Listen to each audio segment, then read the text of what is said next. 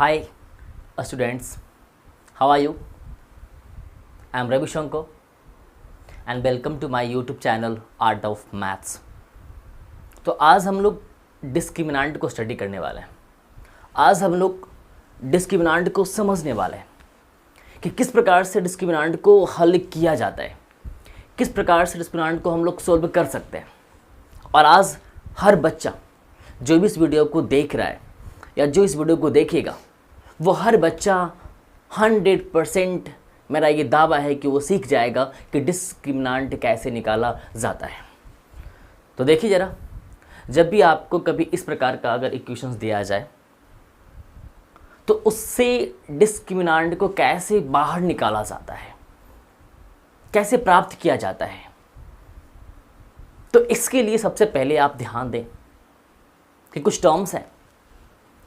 Terms में ये है कि एक्स स्क्वायर के कोफिशिएंट को ए माना जाता है ना। आप बच्चों एक बात का ध्यान रखें कि एक्स स्क्वायर के कोफिशिएंट को ए माना जाता है ना, और एक्स के कोफिशिएंट को जो कि -7 है, इसे बी माना जाता है ना।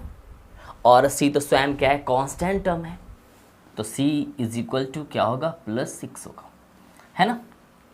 तो आप बच्चों को सबसे पहला काम ये करना है कि आप अच्छी तरीके से उनके सिंबल्स का ध्यान रखते हुए आप a, b और c का मान अच्छे से निकाल कर रख लें।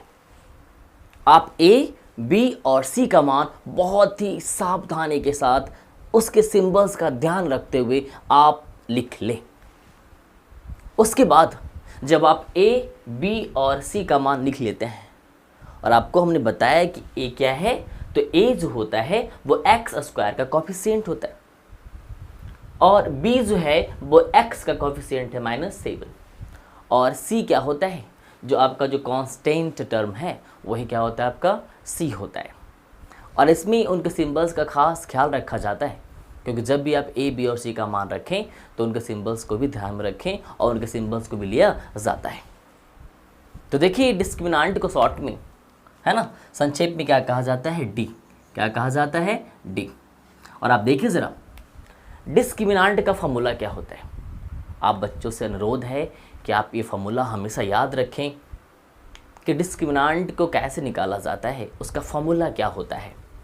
तो डी बराबर होता है बी स्क्वायर, मतलब डिस्क्रिमिनेंट बराबर क्या होता है, बी स्क्वायर -4ac, है ना।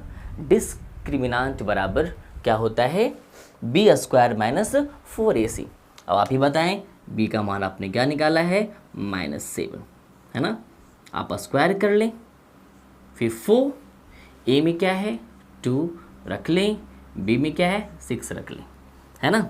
तो आप देखिए ज़रा, माइनस का स्क्वायर क्या हो जाएगा, +7 का स्क्वायर क्या हो जाएगा, 49 माइनस 4 टू जा 8 एंड 8 6 जा 48। So discriminant is equal to +1, क्या हो जाएगा, plus minus minus and 49 minus 48 is equal to 1। Then you have to learn, है ना, you have learned how to find discriminant, है ना। तो आपने सीख लिया है कि किस प्रकार से डिस्क्रिमिनेंट को फाइंड किया जाता है ना। तो जब भी आप इसको निकालने के लिए जाएं तो आपको हमेशा ए, बी और सी का ख्याल रखना है कि कैसे ए, बी, सी को फाइंड आउट किया जाए। उसके बाद आप डिस्क्रिमिनेंट का फॉर्मूला लगाकर आप आसानी से उसे प्राप्त कर सकते हैं, है ना।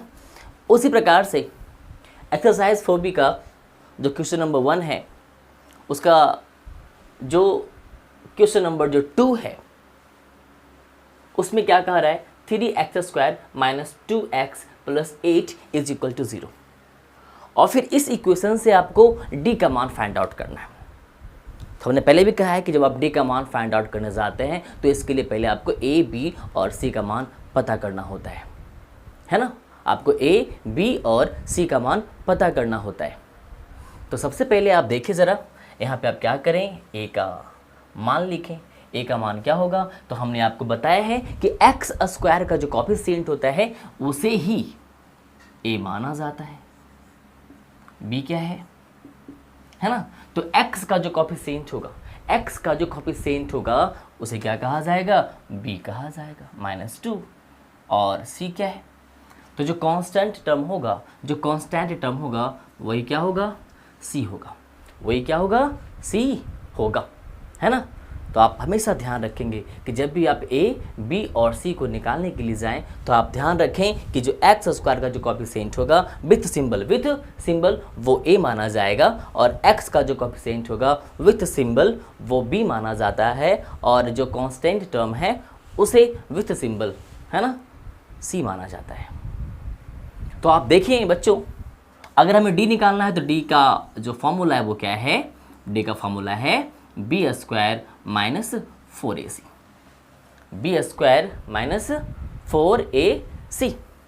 तो आप देखिए ज़रा, d मतलब discriminant, d means discriminant, b क्या है आपके पास? -2, तो -2 का स्क्वायर -4, a में क्या आपके पास? 3 है, c में क्या आपके पास? 8 है।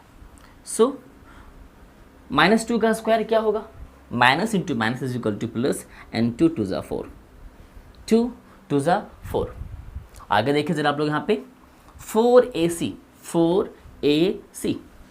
तो आप देखिए जरा, 4 3 ज़ा 12, 4 3 ज़ा 12, एंड 12 8 ज़ा 96, 12 8 ज़ा 96, है ना? तो आप देखेंगे ज़रा कि जब हम 4 में अगर -6 को सब्ट्रैक्ट करेंगे, तो कितना आएगा? -92 आएगा। क्योंकि आपको मालूम है कि जब किसी छोटी संख्या में से किसी बड़ी संख्या को सब्ट्रैक्ट किया जाता है तो उसका जो आंसर है वो किस में आता है? माइनस में आता है, मतलब वो नेगेटिव में आता है ना?